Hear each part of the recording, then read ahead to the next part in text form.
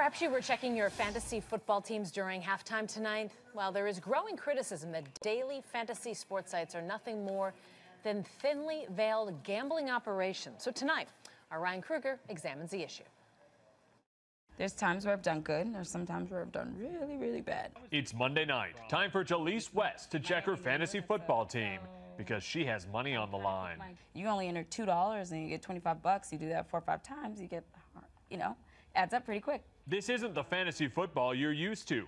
West plays daily fantasy sports leagues like FanDuel and DraftKings. I know Arizona's defense is really good. Traditional fantasy sports involve selecting players for an entire season.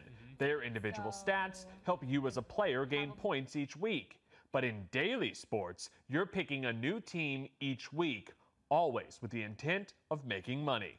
I always thought it was gambling, so I could totally understand how other people could say so, right? And a lot more people now believe daily fantasy sites are nothing more than gambling. 2 federal grand juries are looking into the sites. The state of Nevada declared daily fantasy to be gambling, and recently, the head of the Georgia Lottery sent a letter to FanDuel and DraftKings asking how their business models are legal under Georgia law. Governor Deal believes Congress will eventually have to get involved. I'm not sure that states have the authority or even the ability to enforce restrictions at the state level. It'd be very hard to police it from that standpoint. The more states that say this is gambling, the more likely it is for the feds to prosecute. Defense attorney Pate represented online poker sites that were shut down after a 2006 internet gambling law was passed. He believes the daily fantasy sites could have the same fate. I have a real question as to whether or not they're going to be a legitimate business going forward. Daily fantasy sites argue they're games of skill, therefore legal under both federal and state law.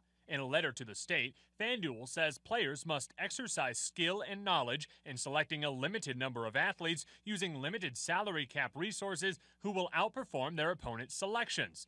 FanDuel's contests are thus games of skill and are not covered by Georgia's gambling laws.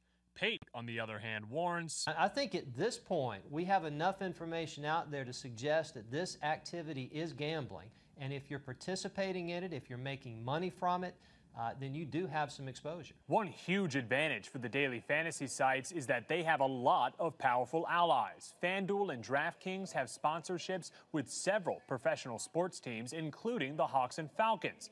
And recently, the commissioner of Major League Baseball went on record saying fantasy sports are not gambling.